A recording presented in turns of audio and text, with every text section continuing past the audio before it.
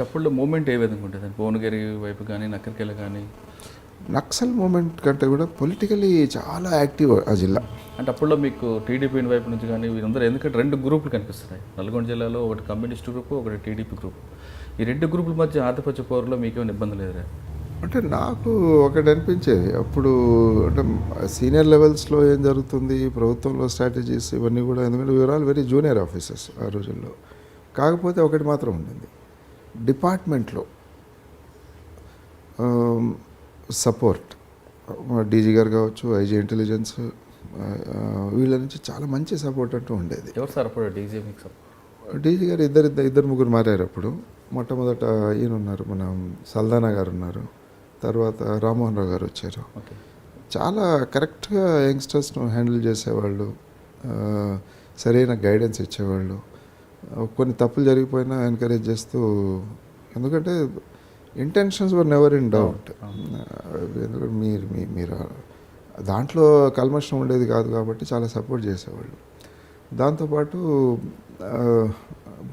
IG intelligence Vijaya Rama Rao గారు ఉన్నారు. వారు కూడా చాలా సందర్భాల్లో సరిగా అడ్వైజ్ చేయడం, తర్వాత సపోర్ట్ చేయడం జరిగింది.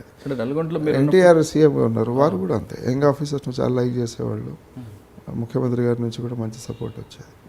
అంటే భువనగిరిలో మీరున్న టైంలో, నల్గొండలో మీరున్న టైంలోనా గ్యాదర్గుట్టలో బ్రహ్మోత్సవాల మీద దాడి కానీ పోలీసు మీద దాడి కానీ జరిగింది?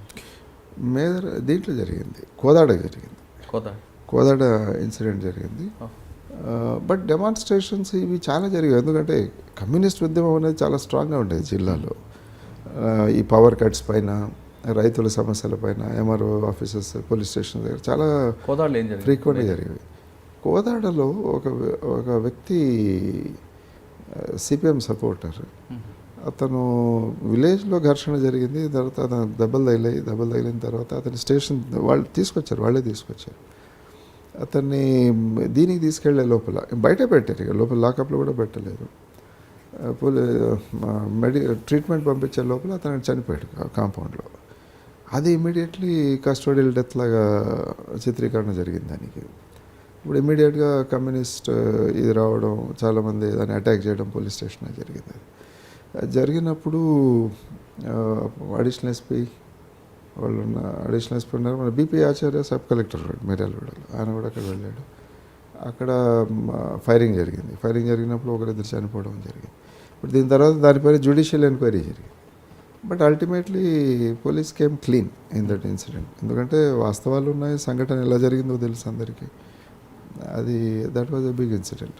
అది కాకుండా కమ్యూనల్లీ కొంచెం యాక్టివ్గా ఉండేది, ముఖ్యంగా నల్గొండ టౌన్. భువనగిరిలో మిర్యాలగూడలో ఏదో చిన్న ఇన్సిడెంట్స్ అయ్యేవి, కానీ Nalgonda town was communally very sensitive. అక్కడ ఒక 3-4 సందర్భాల్లో కొంచెం పెద్ద ఇన్సిడెంట్స్ కూడా జరిగాయి. 144 సెక్షన్ ఇంప్లిమెంట్ చేయడం. కర్ఫ్యూ వరకు రాలేదు. నల్గొండ ఆ రోజుల్లో చాలా చిన్న పట్టణం. 3 సంవత్సరాలు నల్గొండలో మీరు కొంచెం హ్యాపీగానే వర్క్ చేశారు? నేను ఎక్కడ చేసినా హ్యాపీగానే చేశాను, ఇప్పుడు కూడా సమస్యలు ఉన్నప్పుడు కూడా. కాకపోతే కరెక్ట్గా ఎట్లా చేయాలో అట్లా చేసుకునేవాళ్ళం, కష్టపడి పనిచేసేవాళ్ళం. అదని చెప్పి ఏదో పర్సనల్ లైఫ్ సాక్రిఫైస్ చేయాల్సిన అవసరం కూడా లేదు. నేనైతే ఒకటి బలంగా నమ్మాను through out my career, life చాలా బ్యాలెన్స్గా తీసుకెళ్ళాలి. మీరు ఉద్యోగంలో గట్టిగా పనిచేయాలంటే వ్యక్తిగత జీవితం కోల్పోవాల్సిన అవసరం లేదు. మీ ఫ్రెండ్స్ ఉండొచ్చు, మీ ఇంట్రెస్ట్ ఉండొచ్చు, గేమ్స్ ఉండొచ్చు, పిల్లల ఆలన కావచ్చు, ఒక సినిమా చూడడం కావచ్చు, పుస్తకాలు చదవడం కావచ్చు, అన్నీ చేసుకుంటూనే పని చేసుకోవచ్చు. అలాగే జరిగింది అక్కడ కూడా. పనితో పాటు అన్ని వేరే విషయాలు కూడా జరిగేవి. అందుకే నాకు ఎప్పుడు కూడా నా పోస్టింగ్స్ విషయంలో కానీ, పని వాతావరణంలో కానీ ఎప్పుడు అసంతృప్తి అనేది నాకు ఎప్పుడు. ఆ విషయం మేము కూడా అబ్జర్వ్ చేసాం సార్. మీరు కమిషనర్ ఉన్నప్పుడు కానీ, ట్రాఫిక్ దీంట్లో ఉన్నప్పుడు ఎంత పెద్ద మేజర్ అయినా మీరు ఎక్కడ ఏమాత్రం టెన్షన్ పడకుండా కూల్గా చేసుకెళ్ళిపోవడం మీకు అది ఎందుకు, దట్స్ మై నేచర్ చిన్నప్పటి నుంచి కూడా. సార్ నల్గొండ నుంచి నెక్స్ట్ నల్గొండ తర్వాత, నల్గొండ అయిన తర్వాత విజిలెన్స్కి వెళ్ళడం జరిగింది. అది ఎందుకంటే సూర్యాపేట బై ఎలక్షన్ జరిగింది అప్పుడు. ఆ ఎలక్షన్లో టీడీపీ ఓడిపోయింది. అది ఇటు చూసి ఎవరు బాధ్యులు అంటే ఎస్పీని బాధ్యులు చేశారు దాన్ని. చేసి అక్కడ నుంచి ట్రాన్స్ఫర్ చేయడం జరిగింది. అంటే సూర్యాపేట ఓడిపోవడానికి మీకు ఏం సంబంధం? ఏమీ లేదు. కాకపోతే యంగ్ ఆఫీసర్స్కి ఏం చేస్తామంటే చాలా నిష్పక్షపాతంగా సక్రమంగా గట్టిగా పనిచేస్తాం. అవి ఒకసారి పొలిటికల్ పార్టీస్ కొన్ని సందర్భాల్లో నచ్చదు.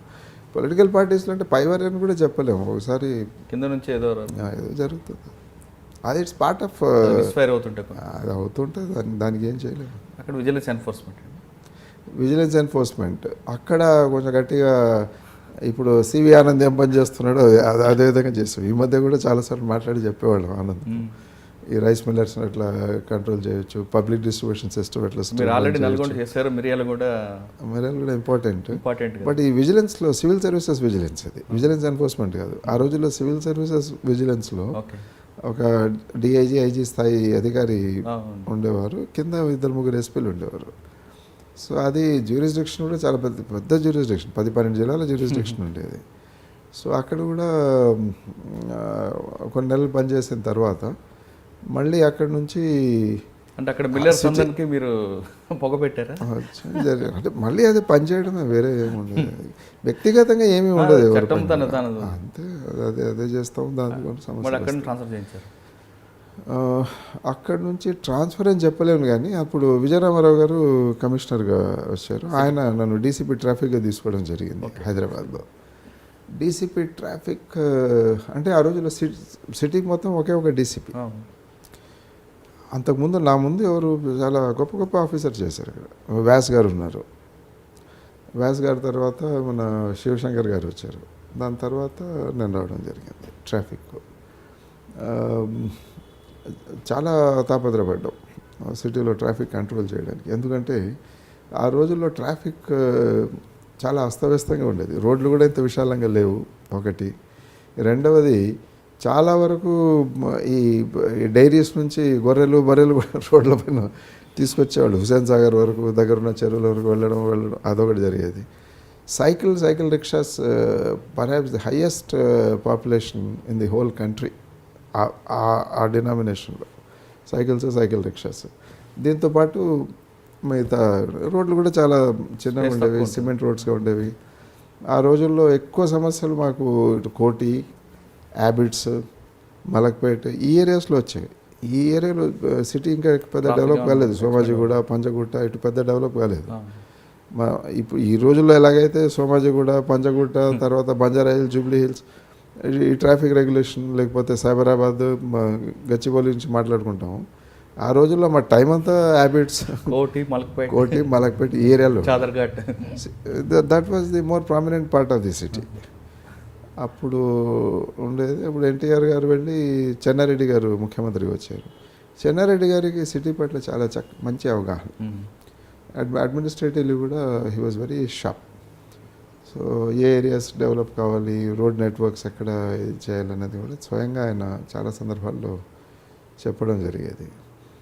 అప్పుడు యాక్చువల్లీ ట్రాఫిక్లో ఎక్స్పర్టీస్ కోసం అని చెప్పి స్వీడన్కు, తర్వాత లండన్కు అంతా ట్రైనింగ్ కూడా పంపించారు నన్ను ప్రభుత్వం వైపు నుంచి. కాకపోతే ట్రైనింగ్ కంప్లీట్ చేసుకుని వచ్చేసరికి నా సీట్లో ఇంకొకరు ఎవరో కూర్చున్నారు అక్కడ. నాకు మళ్ళీ డీసీపీ హెడ్ క్వార్టర్స్ పంపించాను. అప్పుడు నిజంగా బాధపడ్డాను, ఎందుకంటే చాలా ఐడియాస్తో వచ్చాము. అక్కడ వెళ్ళిన తర్వాత ఆలోచించుకొని వచ్చాము, ఇది చేద్దాం. వచ్చేసరికి ఎవరో ఒకరు ఉన్నారు. మళ్ళీ అక్కడి నుంచి మళ్ళీ ఇంకోసారి విజిలెన్స్కి వెళ్ళడం జరిగింది. విజిలెన్స్ వెళ్ళిన తర్వాత అక్కడ కొన్ని రోజులు ఉండి, అప్పుడు అక్కడి నుంచి తర్వాత టర్న్ రౌండ్. ప్రకాశం జిల్లాలో చాలా అక్యూట్ ల్యాండ్ ఆర్డర్ ప్రాబ్లమ్స్ వచ్చాయి.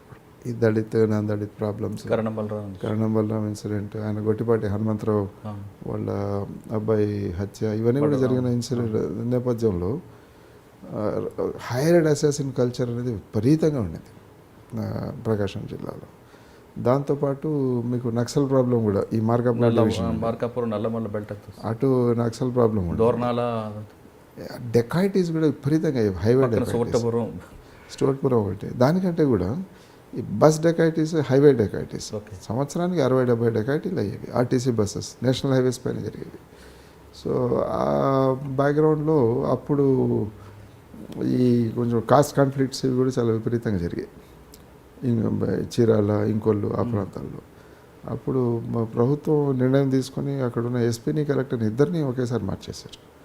అప్పుడు మమ్మల్ని అక్కడ పంపించడం జరిగిన తర్వాత ఒక 6 months బాగా కష్టపడ్డాం. అంటే సిచ్యువేషన్ ఎంత డిటీరేట్ అయిందంటే మీరు రెండు అడ్వాంటేజెస్ వచ్చాయి. ఒకటి వచ్చి ఎవరు ఇంటర్ఫియర్గా అయ్యే పరిస్థితి లేదు ఇంకా ఆ పరిస్థితిలో పొలిటికల్గా. రెండవది ఏం చేసినా ఇంప్రూవ్మెంటే దాని తర్వాత. కాబట్టి ఏదో చాలా అధోగతిలో ఉన్న జిల్లా ఇంకా అంతకంటే కింద పోవడానికి అవకాశం లేదు ఇంకా ల్యాండ్ ఆర్డర్ వైజ్. సో కొన్ని తీసుకున్న స్టెప్స్ వల్ల కానీ మంచి టీం వర్క్ జరిగింది. Situation was bound to improve. It improved. మీరు చూస్తున్నారు ఐ డ్రీమ్ న్యూస్ని. మీరు చూస్తున్నది ఐ డ్రీమ్ న్యూస్. అంటే కళలని నిజం చేస్తూ ప్రజలకి నిజాలని కళల ద్వారా తీసుకొచ్చే ఐ డ్రీమ్కి మై బెస్ట్ విషెస్. మీరు చూస్తున్నది ఐ డ్రీమ్ న్యూస్. మీరు చూస్తున్నారు I dream channel. For more videos, please subscribe I Dream. మరిన్ని వీడియోల కోసం ఐ డ్రీమ్ని సబ్స్క్రైబ్ చేయండి. Please subscribe I dream. And I'm very much satisfied with the way interview went on. Kindly subscribe to I Dream. For more videos, subscribe to iDream. and loads of fun entertainment and content. Do watch